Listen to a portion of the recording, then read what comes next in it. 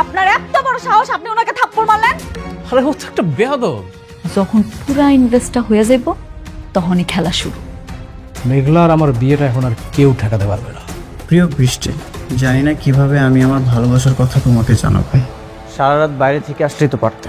আর তুমি না অকারণে আমাদেরকে ভুল বুঝছো। তোমাকে কি বন্ধু বানিয়ে আমি ভুল করেছি? আমার এই নিঃস্বার্থ ভালোবাসা তোমার ভালো থাকায় কখনো বাধা হয়ে দাঁড়াবে না। আপনার পূর্বে যে অপারেশনটি হয়েছিল, আপনার সেই অপারেশন হওয়ার সাথে সাথে আপনি সন্তান জন্ম দেওয়ার ক্ষমতা হারিয়েছেন।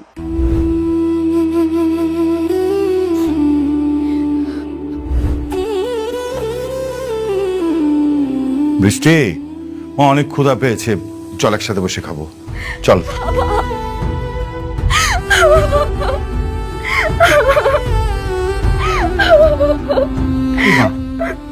মারে, তুই কান্না করছিস কেন? ডাক্তারের সাথে কথা হয়েছে? হ্যাঁ বাবা, কিন্তু ডাক্তার বলেছে আমি আর সত্যি কোনোদিন মা হতে পারবো না। আরে কি বলছিস? ডাক্তার মিথ্যে কথা বলেছে। দেখ, আমি তোকে প্রয়োজনে নিজে বিদেশ নিয়ে যাব, ওখানে তোকে ডাক্তার দেখাবো। আমি অনেককে কি জবাব দেব বাবা বলো? অনেক আমার কাছে একটা শুধু সন্তানই চেয়েছে, এটা যদি আমি না দিতে পারি ও তো অনেক কষ্ট পাবে বলো। আমি ওর কষ্ট সহ্য করতে পারবো না। মা, মারে, আমি তো তোকে বললাম আমি দেখবো। আর জানিস বাপ, আল্লাহ অনেক মহান, আল্লাহ নিশ্চয়ই তোকে এত কঠিন শাস্তি দেবে না। নামাজ পড়, মন থেকে আল্লাহর কাছে দোয়া চাপ, আল্লাহ আমাদের সব বিপদ থেকে রক্ষা করবে।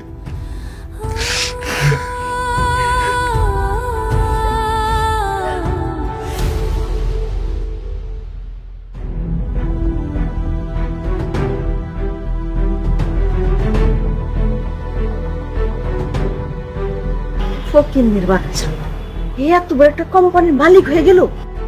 কি দরকার ছিল এত দাম দেওয়ার লেগে সোনার নেকলেস কেনার? 10 লাখ টাকা দিয়া নেকলেস কেনার কোনো দরকার ছিল?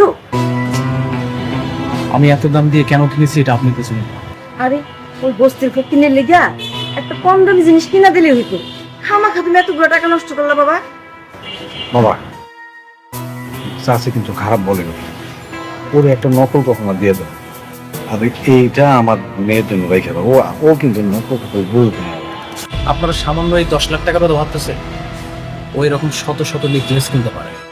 ওই ফকিন্নির লেগে তুমি 10 লাখ টাকা দিয়া সোনার নেকলেস কিনছো? কই, আমার মায়ের লেগে তো তুমি 10,000 টাকা দিয়ে একটা কিছু কিনে দাও নি বাবা। আপনাদের মেয়ের কথা বাদ দেন তো, শুনেন এখন শুধুমাত্র মেঘলার কথা ভাব।